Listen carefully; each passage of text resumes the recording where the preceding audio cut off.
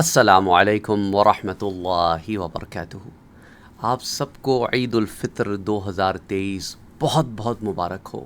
اللہ سبحانہ و تعالی خوشیوں بھری رکھے، اور اللہ سبحانہ و تعالی جو بیمار ہیں انہیں شفا عطا فرمائے،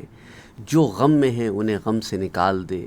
جو اپنے پیاروں کے غم میں مبتلا ہیں اللہ سبحانہ و تعالی انہیں صبر جمیل عطا فرمائے اور ان کے پیاروں کی مغفرت فرمائے، اور آخرت کے تمام منازل ان کے لیے آسان فرمائے، اور اللہ سبحانہ و تعالی پیچھے رہ جانے والوں کو ان کے صبر پر اجر بھی عطا فرمائے، اور ساتھ ساتھ صبر میں ہمت کے ساتھ رہنے کی توفیق بھی عطا فرمائے۔ اور ساتھ ساتھ یہ بھی بتاتے چلے کہ اللہ سبحانہ و تعالی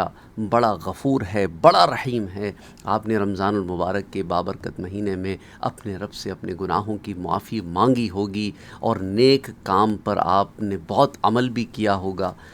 تو اسی معاملے کو اب رمضان کے بعد بھی جاری و ساری رکھیں۔ آپ نے جو اتنی محنت کی ہے اسے ضائع نہ کریں،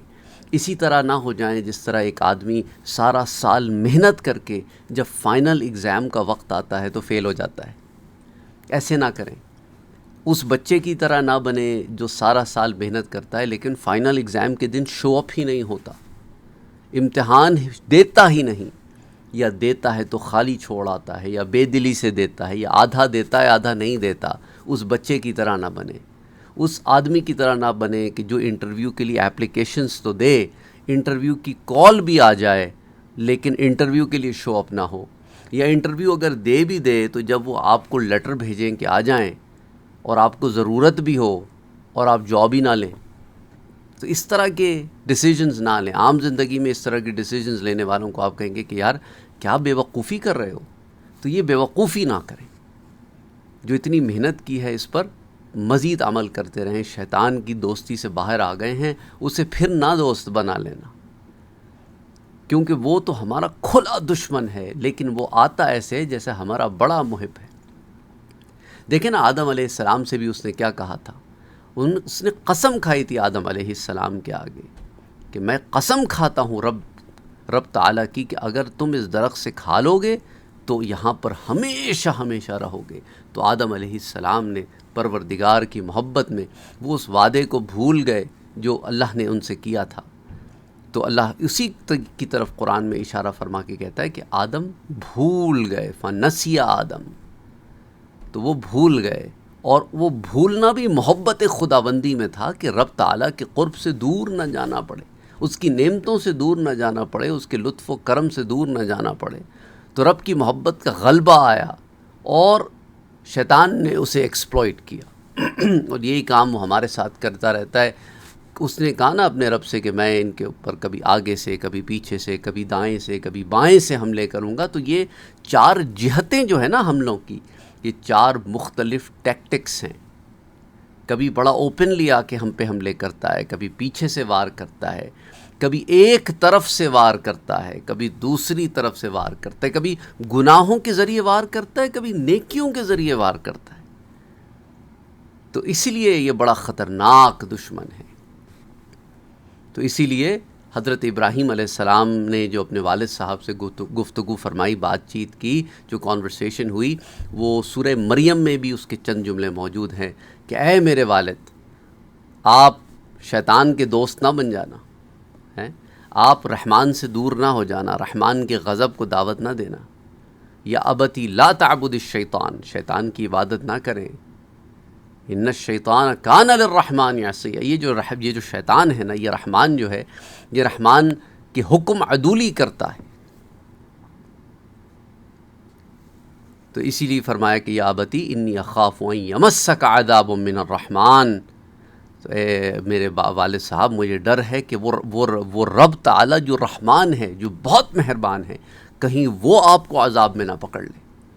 یعنی اس نے آپ پہ اتنا کرم کیا، اتنا رحم کیا کہ دنیاوی اعتبار سے آپ کو قدر و منزلت دی، اور آپ کے گھر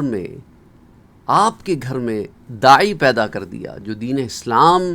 آپ تک بھی پہنچا رہا ہے اور قوم تک بھی پہنچا رہا ہے۔ تو اتنا قریب ہوتے ہوئے اس سے دور نہ ہو، اتنا قریب ہوتے ہوئے ہدایت سے دور نہ ہو۔ اچھا، آج اس درس میں آپ سے ایک روایت شیئر کرنا چاہتا ہوں اسے حضرت سلیمان بن بریدہ رضی اللہ تعالی عنہ روایت کرتے ہیں عن ابی ہی، اپنے والد حضرت بریدہ رضی اللہ تعالی عنہ سے، کہ قال رسول اللہ صلی اللہ علیہ وآلہ وسلم، کہ حضور صلی اللہ علیہ وآلہ وسلم نے فرمایا کہ اہل الجنت 20 و 100 صف، کہ یہ جو جنتی ہوں گے نا ان کی 120 صفیں ہوں گی۔ مزید فرمایا 80 منہا من هذه الامہ، ان 120 صفوں میں سے 80 صفیں میری امت کی۔ اللہ اکبر اللہ اکبر، 80 صفیں، 2/3 اس امت کی صفیں ہیں۔ وَأَرْبَعُونَ مِن سَائِرِ الْأُمَمْ، اور باقی جو 40 ہیں وہ دوسری امتوں کی، یعنی اتنی تعداد میں میرے امتی جنت میں جائیں گے کہ 120 میں سے 80 صفیں میرے امتیوں کی ہوں گی۔ اس حدیث کو امام ترمذی نے بھی روایت کیا، امام ابن ماجہ نے بھی روایت کیا ہے، اور امام ترمذی کہتے ہیں کہ ھذا حدیث حسن، یہ درجہ حسن کی روایت ہے، اور امام حاکم کہتے ہیں کہ ھذا حدیث صحیح، یہ درجہ صحیح کی روایت ہے۔ اور اس روایت کو امام ترمذی نے روایت کیا ہے کتاب صفۃ الجنہ عن رسول اللہ، باب ما جاء فی کم صف اہل الجنہ، حدیث 2546۔ پھر اسے ابن ماجہ روایت کرتے ہیں کتاب الزہد میں، حدیث نمبر 4289، اور اسی طرح امام احمد ابن حنبل بھی اسے المسند میں روایت کرتے ہیں، اور امام دارمی السنن میں روایت کرتے ہیں، اور امام ابن حبان نے اسے اپنی الصحیح میں روایت کیا ہے، درجہ صحیح کی روایت، حدیث نمبر 7459۔ پھر اور بہت ساری کتب حدیث میں آتی ہے، المسند البزار میں، المستدرک امام حاکم میں، المصنف ابن ابی شیبہ میں، معجم الصغیر جو امام طبرانی کی ہے وہ سے اس میں روایت کرتے ہیں، پھر امام طبرانی سے معجم الاوسط اور معجم الکبیر ان دونوں میں بھی روایت فرماتے ہیں، اور پھر امام ابو یعلا بھی سے المعجم میں روایت کرتے ہیں۔ تو کئی کتب حدیث میں یہ ایک روایت آتی ہے۔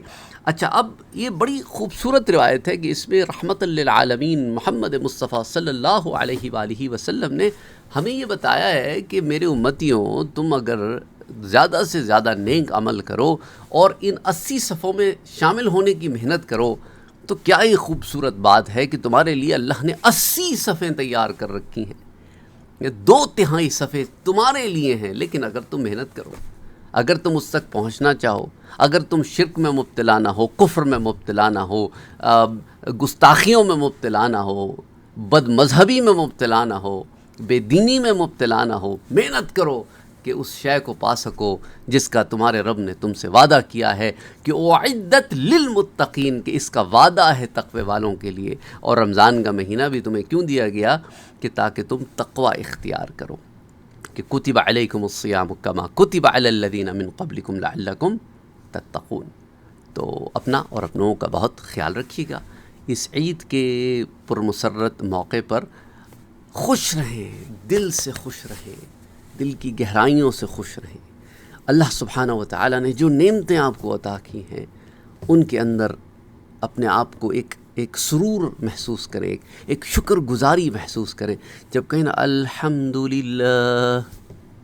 تو اس کو محسوس کریں، اللہ کا شکر ادا کریں جو اس نے عطا کیا ہے،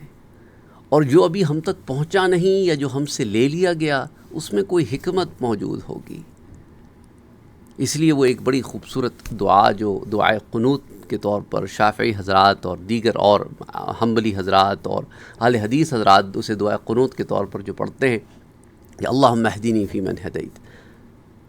تو حنفی تو یہ نہیں پڑھتے، ان کے ہمارے ہاں تو دوسری دعائے قنوت پڑھی جاتی، تو اس میں بڑی خوبصورت کچھ لائنیں ہیں، وہ بھی آپ سے شیئر کرتا چلوں۔ اللہم اہدنی فی من ہدیت وعافنی فی من عافیت وتولنی فی من تولیت وبارک لی فیما اعطیت وقنی برحمتک واصرف عنا شر ما قضیت انک تقضی ولا یقضى علیک فانہ لا یذل من والیت ولا يعز من عادیت ولک الحمد علی ما قضیت وَلَكَ الشُّكْرُ عَلَى مَا أَعْطَيْتَ۔ یہ جو 2 جملے ہیں نا آخری والے، وَلَكَ الْحَمْدُ، سب تعریفیں تیرے لیے ہیں، سب تعریفیں تیرے لیے، جو تو نے لے لیا مرضی تیری، وَلَكَ الشُّكْرُ عَلَى مَا أَعْطَيْتَ، اور جو تو نے عطا کیا اس پہ ہم تیرا شکر ادا کرتے ہیں، جو چلا گیا اس پہ تیری حمد کرتے ہیں۔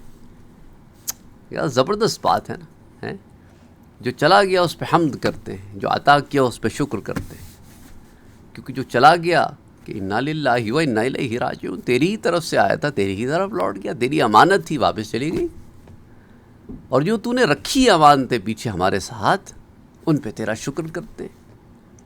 اور امید رکھتے ہیں، تو اس سے دعا کرتے ہیں کہ انہیں تو ہمارے ساتھ رکھے گا۔ السلام علیکم ورحمۃ اللہ وبرکاتہ۔